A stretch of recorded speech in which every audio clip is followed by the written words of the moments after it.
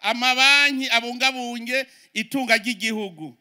Ivyo tugiye gukora ibishoboka vyose kugira ngo amabanki nayo koko abungabunge itunga yongera ari yabikira bene gihugu yongera abaha n'ingurane, kandi ivyo vyose bizoshoboka.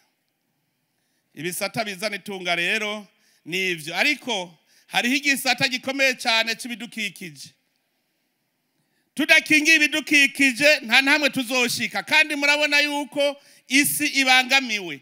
Isi twarayirengeye. Burya isi ni haba ahantu hari hategekanijwe kuja abantu 10 hagaca haja abantu 50. Murumva yuko mwamwagiye inyuma y'umuzingi. Nico gituma ibidukikije mubona bibangamiwe. None rero tugiye gufata nazo nyene ingingo zo gukingira ibidukikije. Turiko turaraba ingene tutosubira kwicira ibiti tubikingire. Muca mwaza muti gute? Tuzanye imigambi mishasha. Tugira dutangure guhingura ikizuku kibemwe amakara kugira ngo ducane tudakoresheje ibiti. Twaramaze gutangura kupima, twasanze bishoboka. Ubu turiko mbere turatera intege abagwiza tunga kugira ngo ayo makara tuyagwize kandi azoba zimbutse.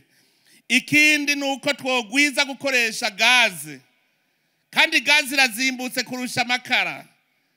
Nico gituma rero mu gukingira ibidukikije tubanza kuraba ko dukingira ibiti ntituvyicire, ahubwo dutere n'ibindi.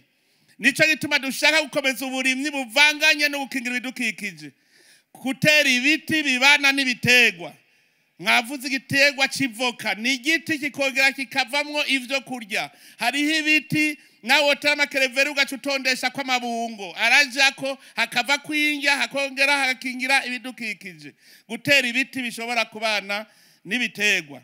Guca imikobeko kugira ngo amazi yacu tuyagumye. Narababwiye yuko duca imiserege ntagira amazi asubira gushika mu mwonga atanyengetereye mu kuzimu. Tuwigize imyaka 10 atamazi amanuka, muzosanga isi iguma ibomvye. Twaramaze kubibona. Hari haho mperuka kuja kuraba, nasanze baciye umuserege gusa amazi ntiyasubira gushika mu mwonga, none ubu hateze amazi habaye nko mu mwonga. No mu bisagara tugiye kuraba ingene naho nyene amazi ava ku mazu yose twoca twimba ibinogo ashikiramwo kugira ngo dukingire inzu zo hepfo yacu.